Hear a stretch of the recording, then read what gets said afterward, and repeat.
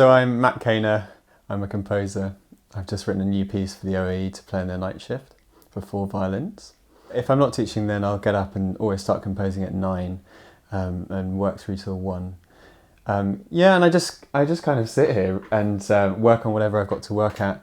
If I sit there for 4 hours, something will always get done. I mean, reliably. And then I'll stop and have a break. And then if I'm in the mood, I might carry on. But yeah, try to be regular about it. For each piece, there's usually some kind of idea that I need to get sorted first. Often that's to do with other music that I'm interested in, or something that I did in a previous piece that I want to kind of develop and explore.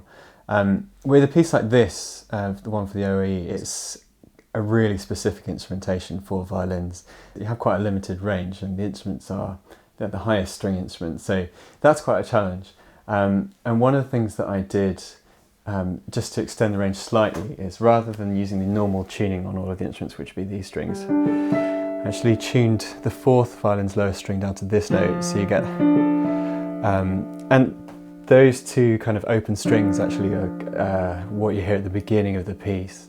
Because on the Baroque violin, the open strings have a really warm sound. It's actually quite different from a modern violin with the gut strings. It's really beautiful, so I wanted to kind of make the most of that, and changing that string just, gives me something else to work with, another colour in the ensemble. It's quite a challenge actually writing for those instruments, because they are so different from modern violins, and particularly the bow,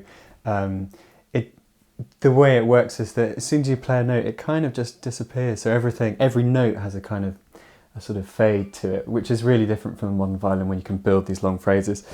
So as I was working with that was something that I think took a while for me to get the hang of. We had a workshop just working on some of the material, and I realised that I'd written something that's much more kind of suitable for modern violin, so that needed a bit of adaptation.